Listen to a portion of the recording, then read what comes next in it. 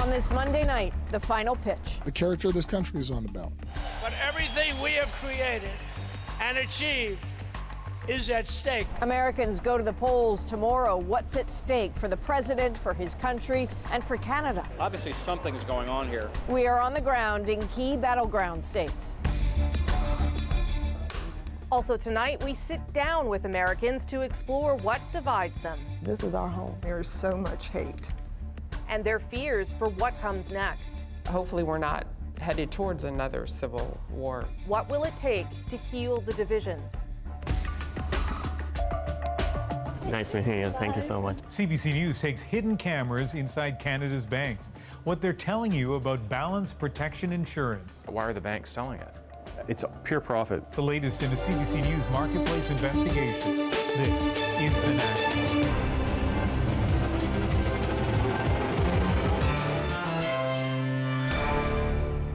We're in Nashville, Tennessee tonight, and that is the state capital. Across these United States, candidates are running a desperate last lap. Midterm voting begins just hours from now, and key races are so tight. There are so many seats in play. The parties need to covet every last vote. Right now, it's all about driving turnout. Get your friends, get your neighbors, get your coworkers, and go out and vote for a Republican House and a Republican Senate. That was Donald Trump this evening rallying the faithful in Indiana, his second visit since Friday. Democratic Senator Joe Donnelly is vulnerable and the GOP smells blood. Vote Republican. Trump also touched down in Ohio today, another battleground that could tilt the national standings, and we've got that one covered. A bit later, Rosie will ask voters there how the parties clinched their support. She'll also fill you in on the high stakes for Canada in this historic vote. All across the country, we're seeing a record number of women who are running. And Lord knows we need more women in charge. Barack Obama, a bit hoarse from his own tour to boost Democratic fortunes, touched on the record groundswell of female candidates. Many are running in Florida, and Paul Hunter is in that swing state tonight. He'll tell you why the Florida ballot is consequential from top to bottom. But first, let me show you what's going down here in Tennessee. It's surrounded by red states, but Tennessee isn't so easily defined. Sure, Trump won it by 26 points in 2016, but a Republican senator's retirement has put a seat up for grabs in what's become a really close contest. Both parties want it so dearly. This has become the most expensive race in state history. So let's see what that looks like. Hope you enjoy the rally, and let's keep fighting to make America great again. The race to the bottom is one Tennessee sometimes wins, with one of the poorest voter turnout records in all of the United States. But then came 2018. 2 visits in a matter of weeks from President Trump, surely stirring the conservative souls of this red state. They're in a good mood. We've got a lot of job growth in Cleveland, Tennessee. There's been a lot of change, I myself have already had 2 pay raises with my job. You need to vote for Marsha Blackburn. Marsha Blackburn for Senate. This is the high-octane candidate. Thank you so much for all you did to send President Donald Trump and Mike Pence. A woman borrowing the fury of the president to campaign in his image. Marsha Blackburn will stand with Trump to build the wall. Trump won this state so overwhelmingly in 2016, this should be easy for Blackburn. But sign for sign, poll for poll has her tied with the unlikeliest of star opponents. Former Governor Phil Bredesen, championing that he's boring, pragmatic, nice. You have a clear choice. If you like Washington the way it is, partisan shouting and finger pointing, I'm not your guy. The president fills arenas, Bredesen packs town halls, talking civility. I'm not running against the president. If he's for something that's good for Tennessee, I need to support him in that. If it's bad for Tennessee, I need to oppose him. What Bredesen rarely mentions is the party he's running for, as if it's a dangerous word here. You don't often use the word Democrat to describe yourself. Why is that? Because, I belong to the Democratic Party. It's an organization I belong to. It's not a religion. I have a worldview of things. It overlaps more with the Democratic Party, but my worldview comes from me, not from the canons of the Democratic Party. Former George W. Bush advisor Mark McKinnon, now following the midterms for his documentary series, can't look away from Tennessee. Younger voters are turning out at a higher number by a factor of 700%, which is just astonishing. It's large throughout the country, but the closest number to that is 400% in some other states. I mean, these are numbers that are just sort of hard to believe, but obviously something's going on here. Does that send a signal to the Democratic Party, though, that maybe if he pulls this off, that maybe the future is a compromise candidate? Yeah, I think they do. I think they Democrats in states like Tennessee are going to recognize that in order to get elected, you've got to compromise. Economically, Tennessee is doing well. Usually a ruling party gets rewarded for that. And usually, Tom Siggering, the majority owner of the Nashville Predators, would be standing by the Republican Party as he has for most of his life. But he's an influential convert now fundraising for Bredesen, even if that startles some of his friends. You don't see the middle. You don't see the vast majority who are in the middle in this country and have always been and always will be. They've been disenfranchised by both parties. And so that we have to get back to that.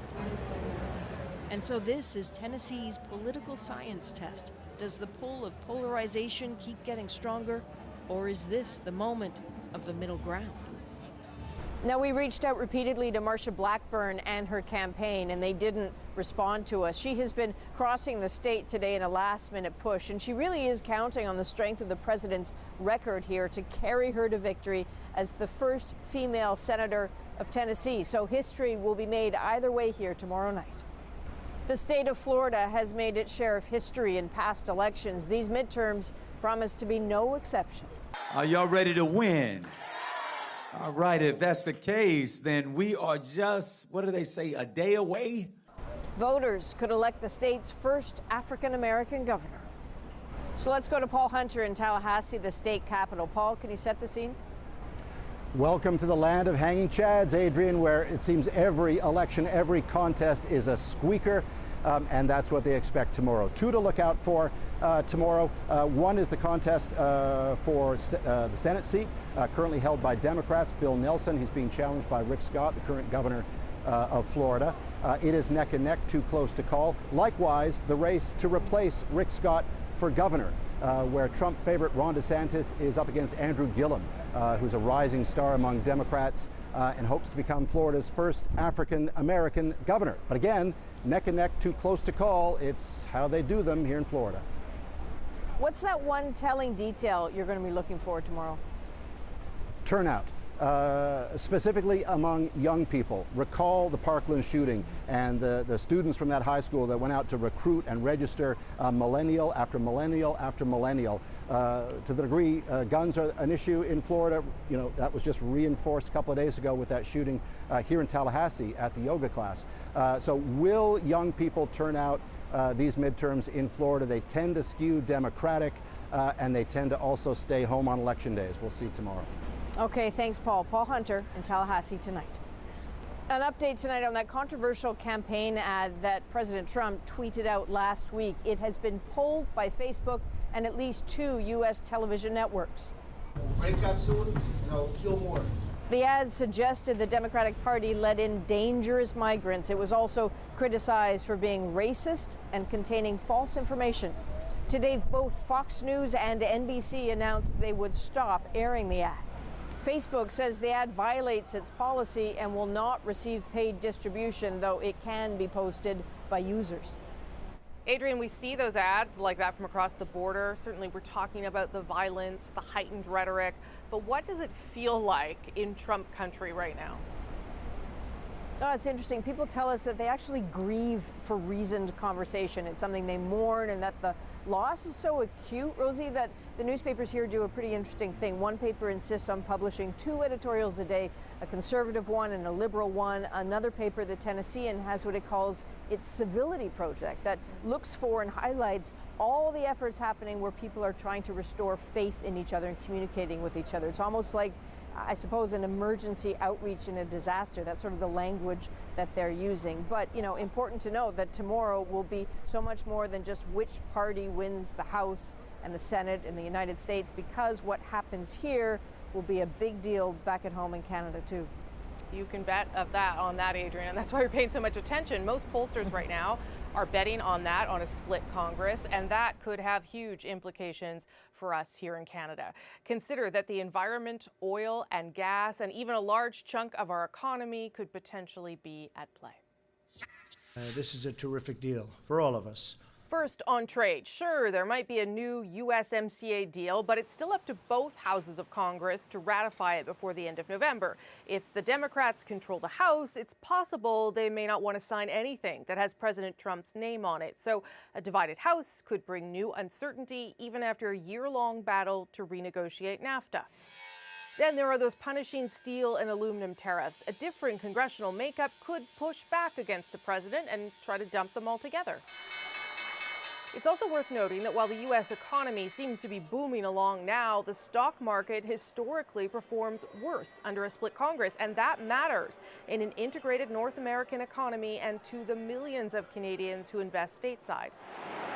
Appealing to a more environmentally conscious and urban electorate, a Democratic House could lead to a backlash against Canadian oil and gas projects. But then again, that could potentially mean more support to fight climate change, which would be welcome news to many Canadians.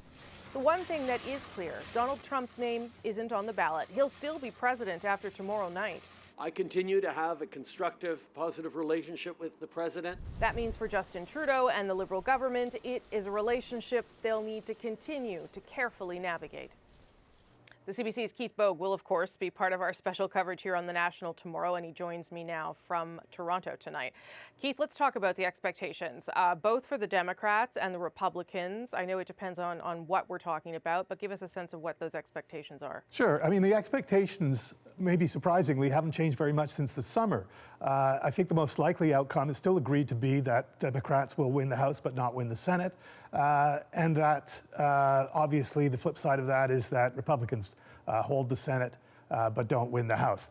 I say that the race hasn't changed very much since the course of the summer. If anything, that has become more pronounced. The latest forecast I looked at today gives the Democrats over an 85% chance of winning the House tomorrow. But of course, less than about 16 or 15% chance of winning the Senate. I think it's important to remember, though, Rosemary, that even though those are small numbers, small number that Republicans will win the House, small number that Democrats will win the Senate, you still got to take that stuff seriously. We learned how important it is to take small numbers seriously in 2016. We sure did. Okay, and certainly we've seen Trump in the past few days concentrate on Senate races. So give us a sense of how significant these midterm elections will be for him. Well, one of the reasons that he's concentrating on Senate races is certainly that he thinks that's the winning hand. He wants to be able to say he had an impact on those races. Right. But obviously this is a very, very important midterm election for the president. He knows that if he loses either one of these chambers of Congress, it could turn his world upside down. Just imagine, for instance, losing the House with Democrats having control of all those committees, of having control over budgets to investigate the president in terms of his connections with Russia, to investigate his business dealings, to call for his tax returns and have the IRS surrender them. Those are big deals for the president. He knows it.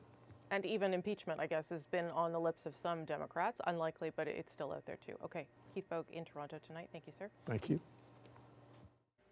Still to come in the program, I sit down with 6 Americans in Ohio's hotly contested 12th congressional district. We'll talk about politics, the president, and the great American divide. It is scary for me to say in the country that I love that I fear on a regular my son and my sons. Tell me what you silly. feel about your sons, though, when you say. I fear for them. Oh, fear for them. I fear for them.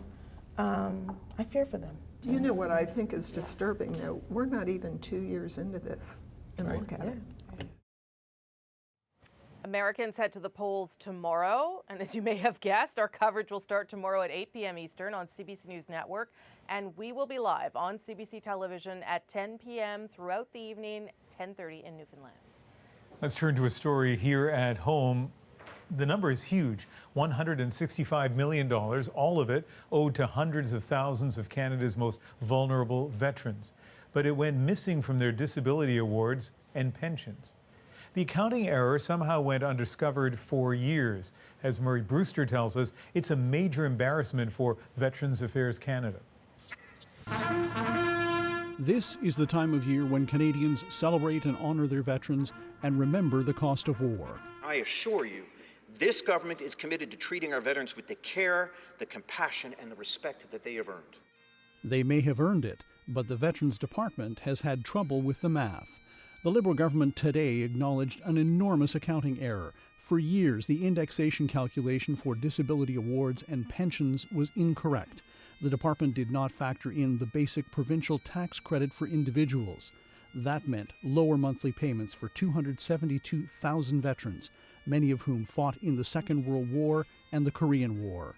It was uncovered by Veterans Ombudsman Guy Perron, who says the federal government is now prepared to make up the difference. They have secured the funds, and that they will be looking at how they reach out to these veterans and families in the States, and going forward, how they actually repay them, because it's money that should have been in the veterans' pockets that does not.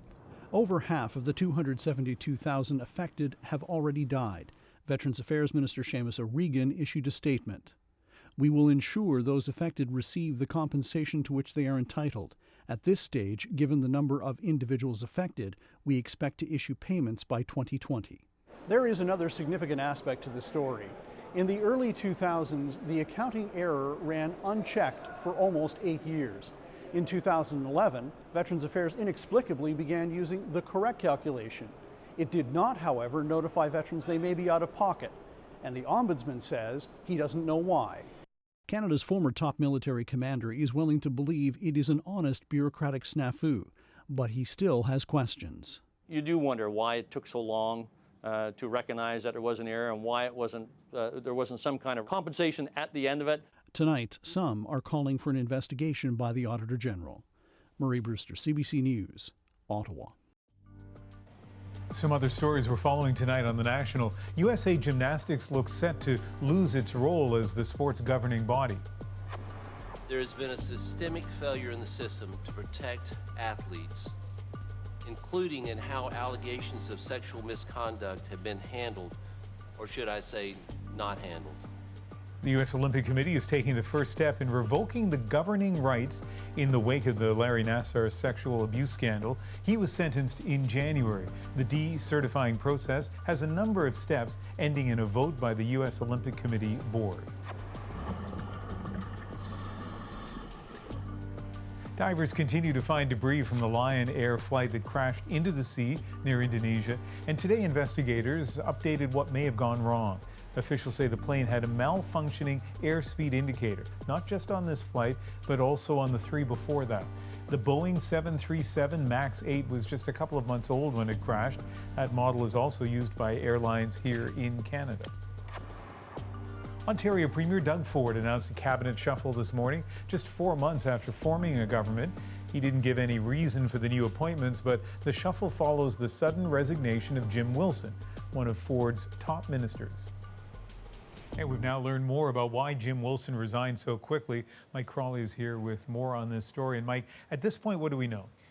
Well, Ian, we know that 3 sources in the PC party have told me that Jim Wilson's resignation was triggered by an allegation of sexually inappropriate behavior. Now, I've not been able to confirm whether or not this allegation is true. We did try to reach Jim Wilson today, but nobody from his office returned our phone calls.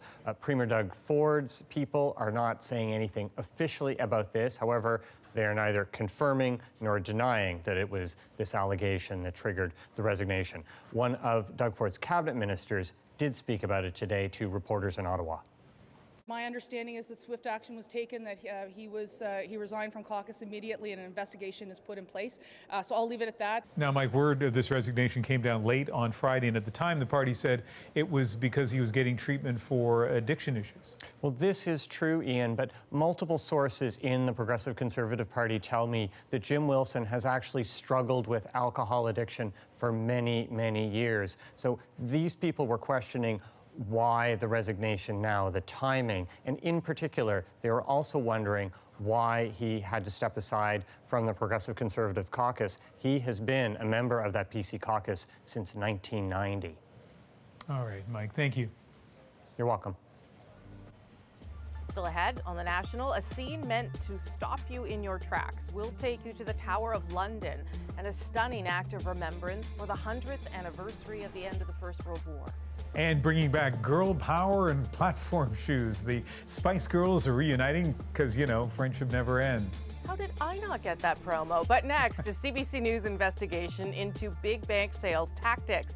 Is getting insurance on your credit card a smart financial move for you or the bank? I felt like they were taking advantage of me, of a student. They didn't explain things for me enough to know more about balance protection.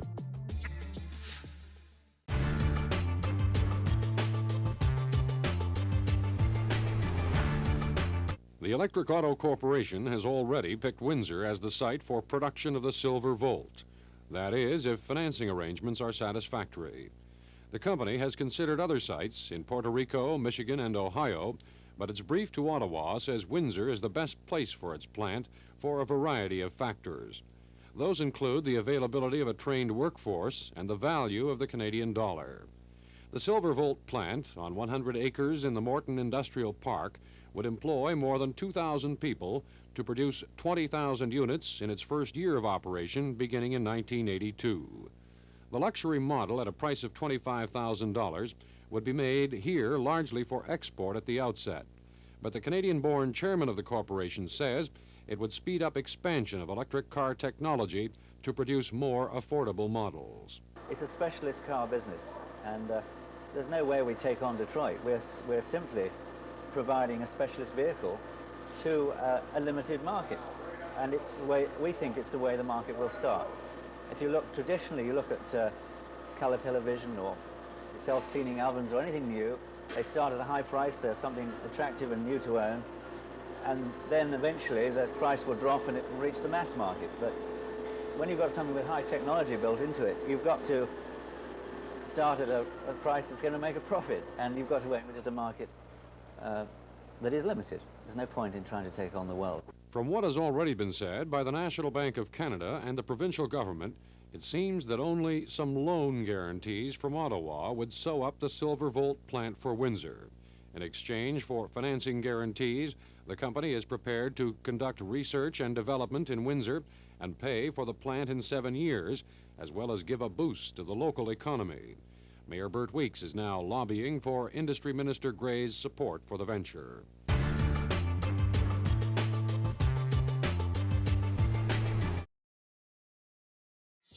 He had told me that he was getting this insurance just in case anything ever happened to him. Last night we introduced you to an Ontario woman who chose to go public about insurance on her ailing husband's credit card. She says protection didn't work the way she expected and says that she was called repeatedly for payments that she didn't believe were fair. It was only after CBC contacted the company that the issue was resolved. Canada's biggest banks make a lot of money selling the same type of credit card protection. But as David Common explains, there are many warnings about whether this protection is even worth it. Canada's big banks made bundles off balance protection insurance, a product the government's own financial watchdog calls high risk for consumers, problematic, and often sold without appropriate explanation. It's expensive, it doesn't cover a lot of situations, and it pays out a very small amount most of the time. Why are the banks selling it? It's pure profit. To see just how they're selling it, we asked Haider Amin to wear a hidden camera and hear the sales pitch. Nice meeting you. Thank you so much. Sometimes bank employees couldn't even explain the insurance. Okay. So what is it? It's insurance. Apparently, Other times, they were inaccurate. Like, let's say you were using your card and you had $5,000 on it and you lost your job, like Scotiabank will pay off your credit card. That's not exactly true. This insurance typically only covers the minimum payment or a small part of your balance. Even then, many don't ever collect, including Haider Amin, even when his job ended. I felt like they were taking advantage of me, of a student. They didn't explain things for me enough to know more about balance protection. Bank insiders told us they sometimes mislead customers to make a sale and a commission. I found this whole situation very scummy. Some customers told us they ended up paying premiums they never asked for. Without my permission, without my knowledge. I didn't ask for it. Canada's big banks say they take customer concerns seriously, and the insurance is meant to help customers. But in the US, UK, and Australia, some banks have stopped selling the insurance after they were fined billions for misleading consumers, including over similar practices on credit card protection insurance. There have been warnings in Canada, but no similar crackdown. Instead, customers like Haider Amin are trying to get the money they paid back. So unfortunately, there's not much we can do in regard. David Common, CBC News, Toronto. Next on The National, we go in-depth into battleground Ohio. I met with 6 voters in a toss-up district to find out what it's like to be in the middle of a divided America.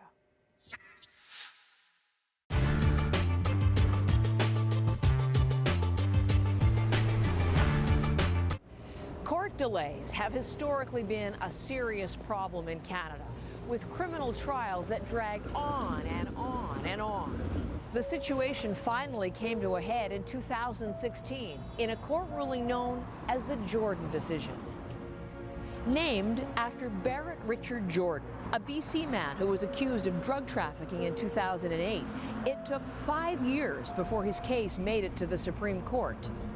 Now, the Charter of Rights and Freedoms says Canadians have the right to be tried in a reasonable time. Jordan and his lawyer argued that the delays in his case had contravened that fundamental right. The court agreed, and in its unanimous decision, tossed out Jordan's case. But then, the court went one monumental step further. It set concrete limits on what constitutes a reasonable time frame. 18 months for cases in the provincial court and 30 months for cases in the Superior Court. The move caused a stir, mostly because everyone thought those timelines were unrealistic. Everyone except the judges. In their decision, they criticized what they saw as a culture of complacency towards delay that had been accepted as the norm. So has Jordan really worked then to speed up the system? We spoke with lawyers across the country who say they've seen many changes. First, judges are triaging cases, and cases that are getting close to deadline are given priority. When scheduling trial dates, the court considers the deadline first and works backward from there. When the date is set, all the pretrial proceedings are squeezed into the months before to keep everything on schedule. Most lawyers told us there's a lot more pressure on everyone, Crown, defense, and judges, to make themselves available. Courtrooms are double, even triple booked, so that when one trial wraps up, the next one can begin right away.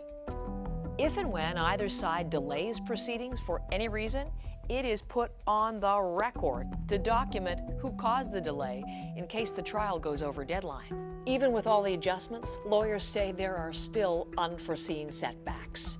Adjournments, delayed evidence, witnesses who don't show up, judges who get sick. And multiple lawyers told us they're frustrated because simpler cases that would have been resolved in a matter of months before Jordan are now taking much longer because the whole system is stressed. In March of 2017, the Canadian Bar Association made suggestions on how to reduce court delays. Later that year, in June, a Senate report came out with 50 recommendations to improve the system. A main priority, to fill what the senators called the excessive vacancies of federally appointed judges. Justice Minister Jody Wilson-Raybould has appointed dozens of judges, but vacancies still abound. As of March 2018, the minister still had 56 empty spots to fill, and a quarter of the nearly 1,200 sitting judges are already semi-retired. The minister's office told CBC she's committed to improving the system. She introduced legislation in March of 2018, but the courts will have to wait to see what effect it has on the problems. The Jordan deadlines may seem hard to reach, but it bears reminding that the Supreme Court judges told Canadians they shouldn't be satisfied even with these deadlines.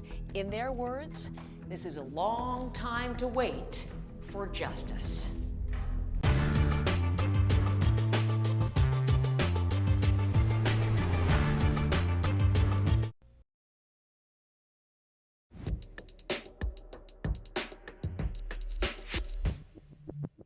I mean, who ever even heard of midterms? I don't even know what it is. I've had a lot of people say, I don't know what midterm is, but now I'm watching every single minute, and I'm going out to vote. But the key is you have to go out to vote. Because in a sense, I am on the ticket. You got to go out to vote. That's Donald Trump delivering his closing argument before voters head to the polls. He visited 3 more states he won in 2016 today, including Ohio. Much of the attention tomorrow will be on a few key, highly competitive seats, including that state's 12th congressional district. The vote there is considered a toss-up and will be, to some degree, a referendum on the U.S. president. So that's why we traveled there, to speak to voters caught up in a divided America. We'll take a look at one of the most hotly contested races in Ohio, Congressional District 12. It's the pipe bombs, it's the Kavanaugh effect, and I think it's actually galvanizing support from both sides. And then coming up with so many close races here in Ohio, I'm going to ask them to look into their crystal balls on who will come out on top November 6th, their predictions.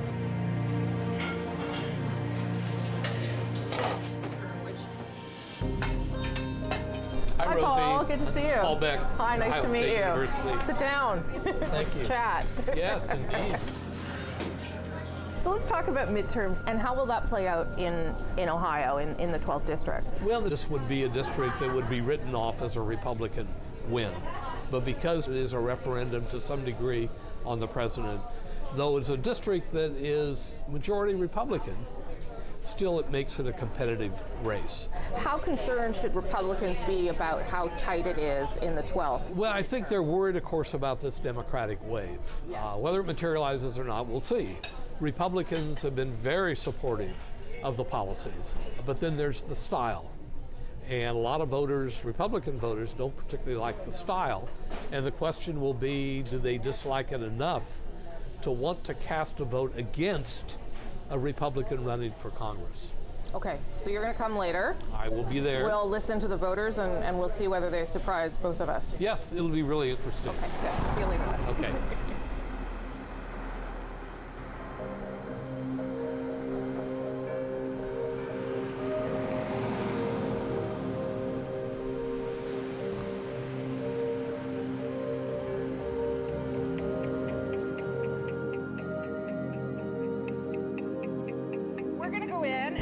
Settled and mic'd up and everything. So Mary, you're over here, and Carol, you're here. David, you're beside me over here. Steve, you're on the end. Roland, you're here in the middle. Tom is here. We did divide you along your thoughts because it'll just be easier for me to follow along.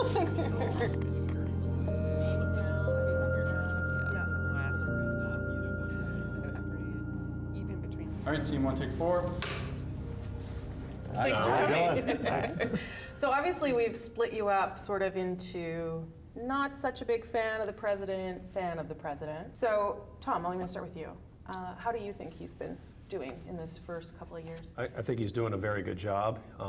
One, he's doing what he said he was going to do. He said he was going to reform taxes. He reformed taxes. He said he was going to deregulate. He deregulated. And our economy is thriving because of that. David, you're not a big fan. Not at all a fan. No. So how do you think he's doing in the job? My greater concern is what I think is happening for the people in this country. And he is incredibly polarizing, has certainly given permission to for racism, for the expression, the overt expression of racism. And You can give an example now. Give an example just so we all are on the same page in terms of what you're talking about. Yeah, so I was out one night right after the election, walking my dog in the circle, and a car comes by. Lots of cars like to take the little loop on our street, and slowed down, so I leaned in. And I was yelled at, "You go back to Africa, you black bee." This is on my street, in my neighborhood that I've lived in for 17 years. And I was so shocked that I wasn't sure it happened. Like, did I make that up? Yeah, first of all, I acknowledge that. I was sorry to hear about that. It can't be tolerated.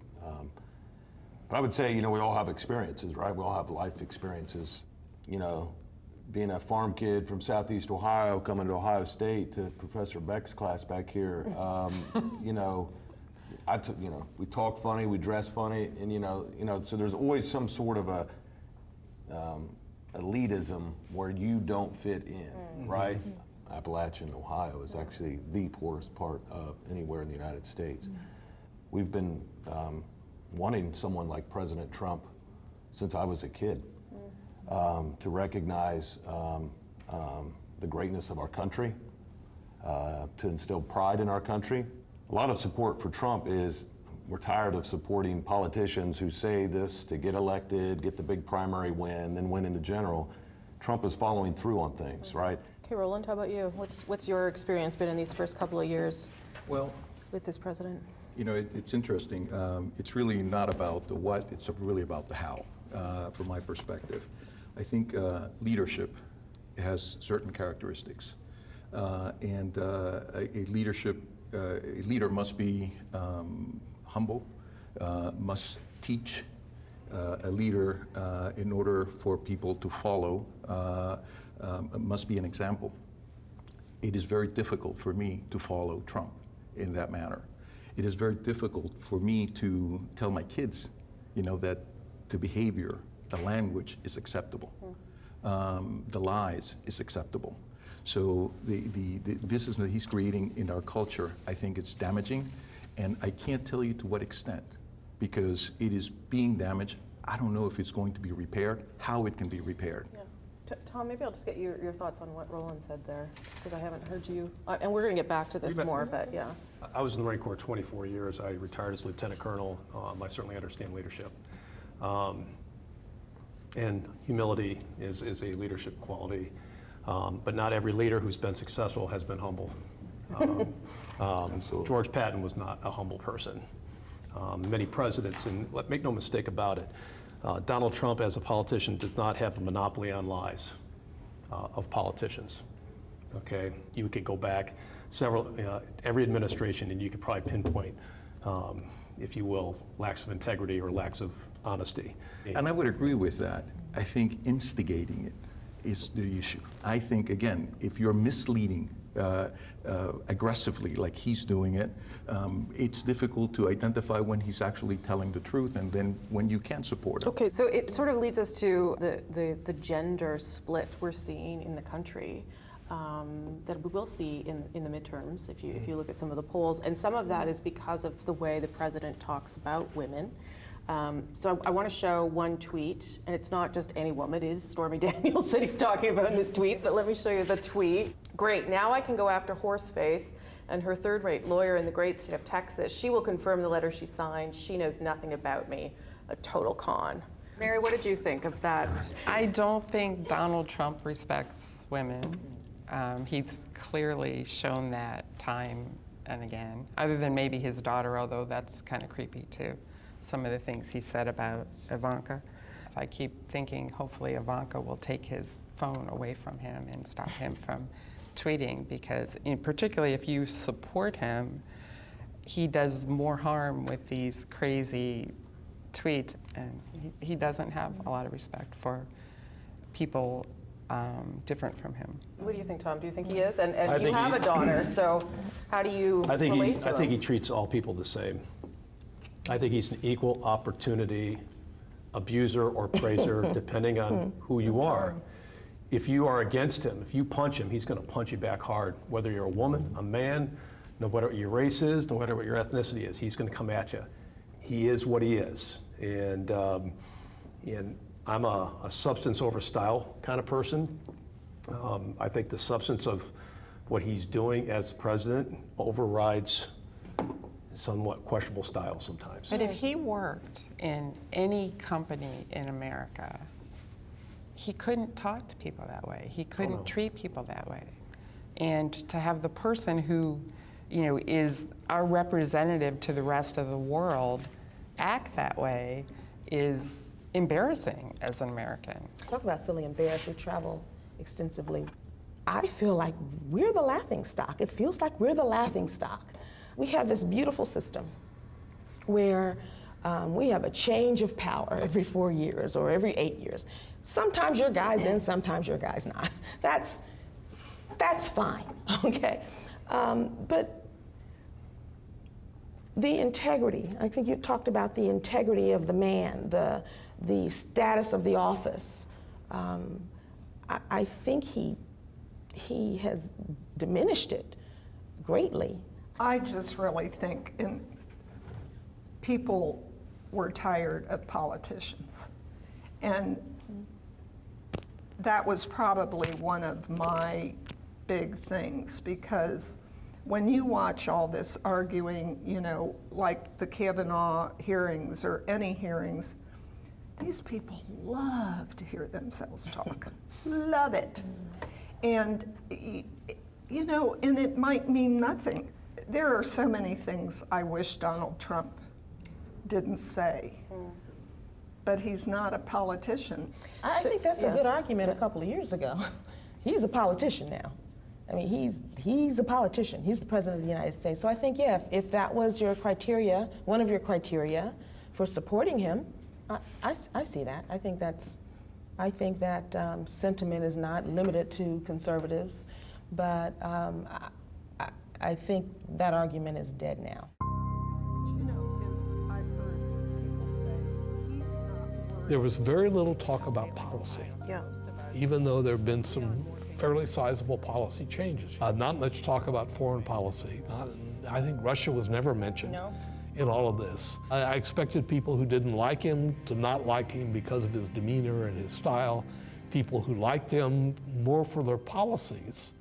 But no, they liked the style also. They liked the fact, as several of them put it, that he's not a politician. Yes. Steve was saying, well, okay, I come from Appalachia, and I understand that people there feel like they've been left behind. Nobody seems to care about them.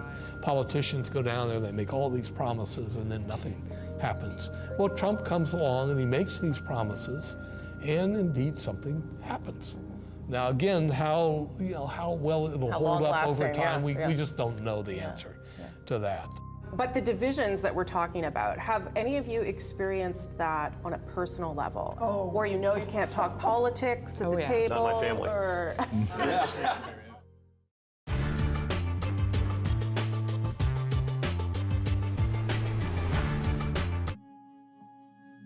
Reconciliation. It's a word you often hear, especially when discussing the relationship between Indigenous and non-Indigenous peoples in Canada.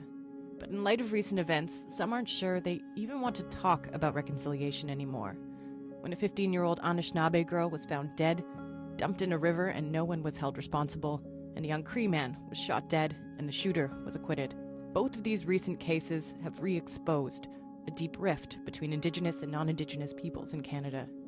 It's a divide that goes back hundreds of years.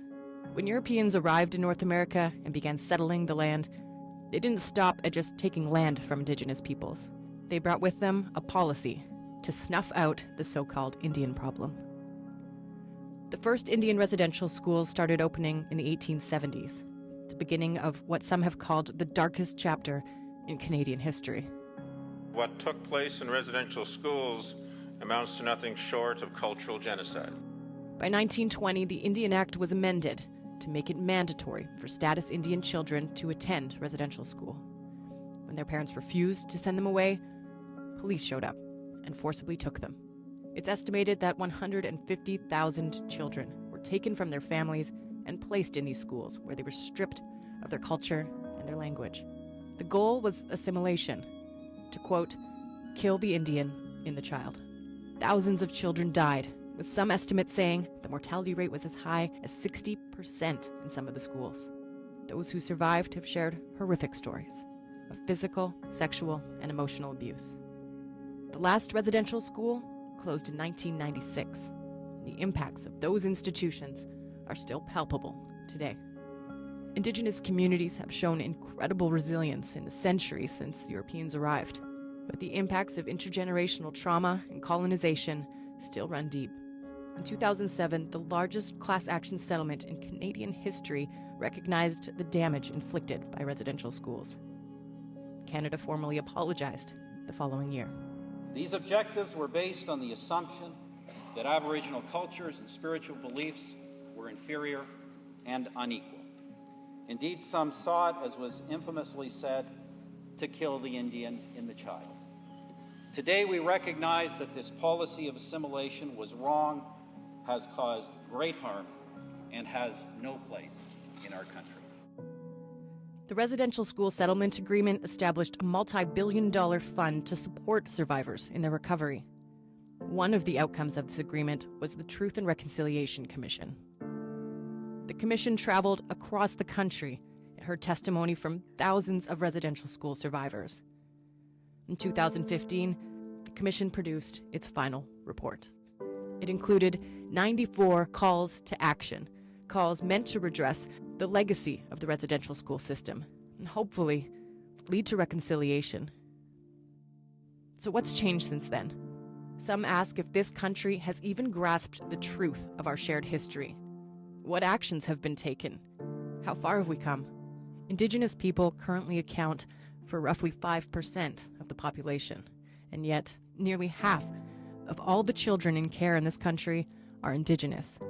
More than a quarter of the adults locked up in prisons are Indigenous. The National Inquiry into Missing and Murdered Indigenous Women and Girls may be well underway, but the deaths and disappearances continue today. It's time to take a hard look at this country's progress on reconciliation.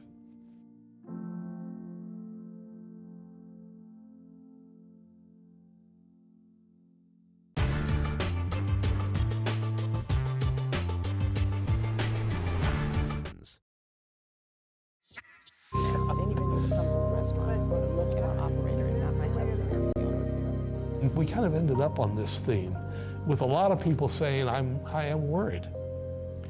There's a disquiet out there that things for one reason or another are not going well, but part of the reason is the kind of polarization that we have in our society. Anyone take 5? One of the things happening in the news right now is this caravan of people making their way to the border. The president is portraying it in a particular way. So let me play that clip for you. You see the people come up and you listen to the fake news back there and you think they're all wonderful people, right? No, you think, I'm serious. You think they're all wonderful people. You got some bad people in those groups. You got some tough people in those groups. And I'll tell you what, this country doesn't want them, okay? We don't want them. It's a tough issue you guys have, like that press against the border. We just have all of you, so we don't have the same issue in Canada. But I mean, to stop all immigration is not the answer. I don't think that's being suggested at all. We are not against immigration. We are against illegal immigration. Illegal immigration is bad for the illegal immigrants. Mm-hmm. They get exploited. They're not getting paid a fair wage. They're not being taken care of. The journey here to the United States is very dangerous, and if for every dollar that we spend on a border patrol guy or on the wall, also spend money on legally bringing people into this country, we have a great need for labor in this country. Okay, and it's going to help people achieve some of their dreams, but it's got to be done legally. Davia, you haven't weighed in on this one. I'm sorry. No? I certainly don't know the answer to the immigration problem. And I think what I roil up against is that it is complex and it is nuanced, but it's being presented as us against them. They're bad, we're good. It is far more complex than that. If it wasn't, then we would have some sort of a solution. But the divisions that we're talking about, have any of you experienced that on a personal level? And by that I mean like people that hear your thoughts and don't want to talk to you anymore, or you can't talk politics at the table. Not my family. Or I mean, like my sisters, and we Roland? don't talk about it. Yeah. We'll go around because it sounds like you all have. Yeah, I mean, exactly. I mean, I go to Florida, visit my family. You know, my dad is 91, a hardline Republican. I call my sister a Fox Republican. That's that's all she repeats. But that's their belief, and they think I'm like, you married a Midwestern woman, live in Ohio, and what happened, you know? So yeah, there's a difficult conversations we have, and I will tell you, with my sister, we just don't talk about it. You cannot have a conversation where you avoid Trump. And that became clear because he is such a polarizing figure. And it is scary for me to say, in the country that I love, that I fear on a regular my son and my sons. Tell me what you feel about your sons, though, when you say. I fear for them. Oh, fear for them. I fear for them. I fear for them. Because they feel as if they,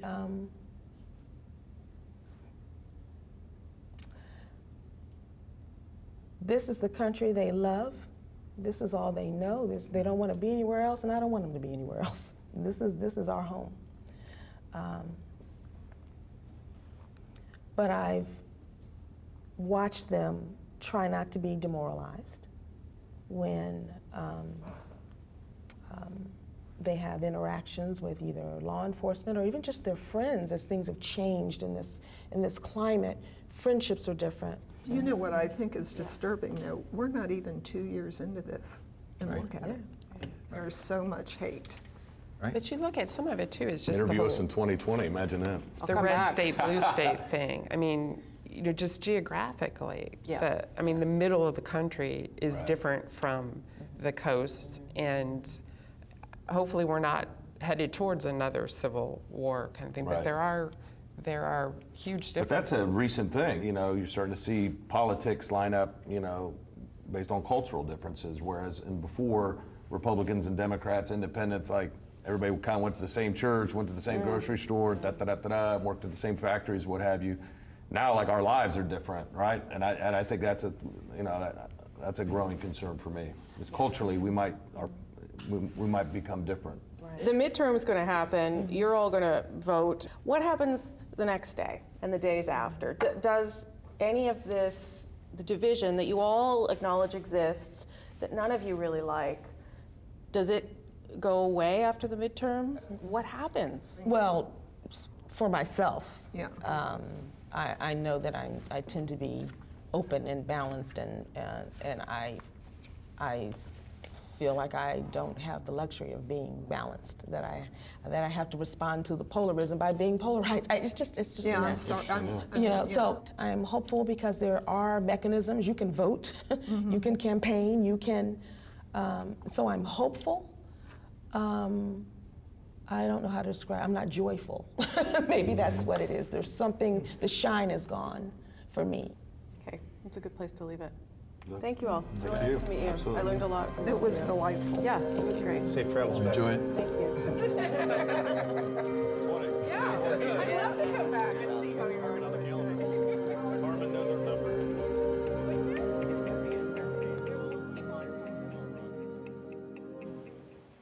That was an interesting conversation. Still ahead on the national, but as far as you can get from the midterms, our moment, the Fab Five of girl power is back. Well, -1. That's okay, I need a break from it. First, a unique and stunning way to mark the 100th anniversary of the First World War, in case you missed it.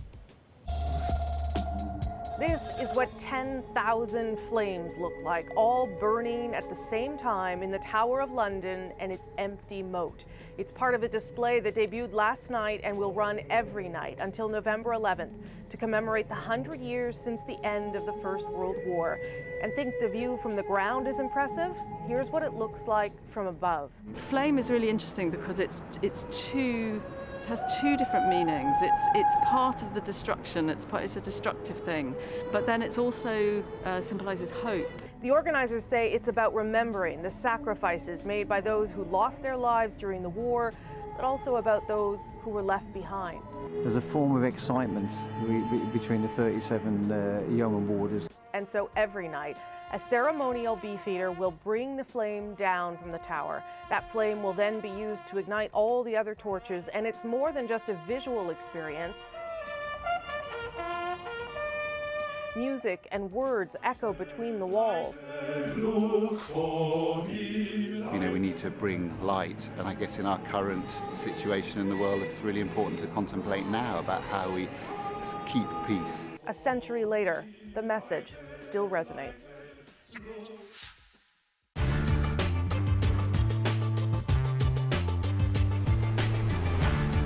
Let's look at how one of Canada's most naturally diverse provinces, British Columbia, will change in just 3 decades. Now, we could show you the worst case scenario if we do nothing to curb our greenhouse gas emissions, or the best case scenario if everything goes according to the Paris Agreement plans. But let's stick to a middle of the road scenario. Temperatures have risen by an annual average of 2.5 degrees in BC.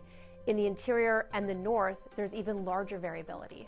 Vancouver sees more than double the number of days above 25 degrees than it did in the 2010s, and about 15% less rain in the summers. The growing season in the Lower Mainland has expanded by 6 weeks.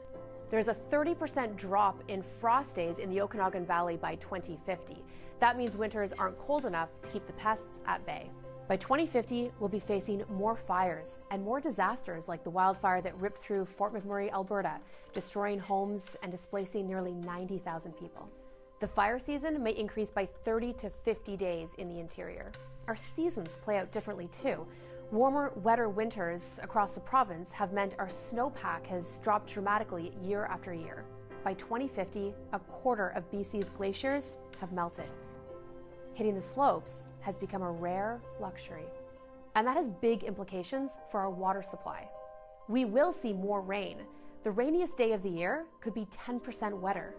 But even though there is less snow and more rain, it's coming too fast. The spring melt is sudden. Flash floods and mudslides are an even greater risk. Pineapple Express soakers from the Pacific will come much more often and hit harder. And a warming ocean means that sea levels have risen by 30 centimeters in 2050. If we don't spend billions of dollars on infrastructure to protect our coastal communities, places like Richmond, the Vancouver International Airport, the Tsawwassen Ferry Terminal will all be underwater after just one bad storm. Parts of Vancouver's iconic seawall need to be rebuilt, and beaches like Wreck Beach and Jericho have washed away. Fish species have had to migrate dozens of kilometers north every decade as their traditional territories become too warm. Like your sushi, Pacific salmon catch may decrease by 30% by 2050. Here are some economic figures to consider. If we do absolutely nothing, the projected cost of damage to BC because of climate change is $32 billion. It would cost us $10 billion, however, to upgrade our infrastructure like dikes and levees to protect against that $32 billion price tag. We'd still be ahead by $22 billion. 2.5 degrees might not sound like a huge increase, right? But it means that the extremes we're seeing now will become the new normals in just 3 decades. And that has huge implications for how we build our cities, what we grow, and the natural biodiversity of our province. But how well we fare in 2050 and beyond depends on what we do today.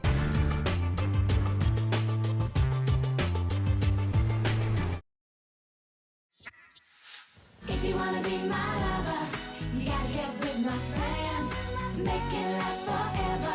Friendship never ends. Fans told them what they want, what they really, really want, and the Spice Girls delivered. They announced they'd be reuniting for their first tour in a decade. The big news broke where else? On social media earlier today, and because I got outvoted, it's our moment of the day.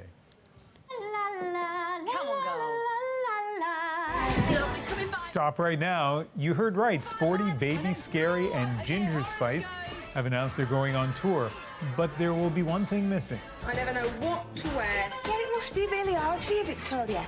You know, trying to decide whether to wear the little Gucci dress or the little Gucci dress. Exactly. Posh Spice has confirmed she will not be involved. She had other business commitments, but wished the women love and fun on their tour.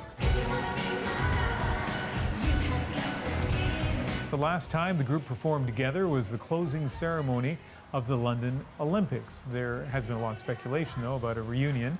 So far, this tour is limited to the UK, but that hasn't stopped fans from celebrating the return of girl power and hoping they may eventually cross the pond. I know all the words to all those songs. I don't know why. And I will just say that Victoria Beckham, aka Posh, is not doing this. I would gather because her fashion brand is worth about $100 million. So maybe doesn't need to do it.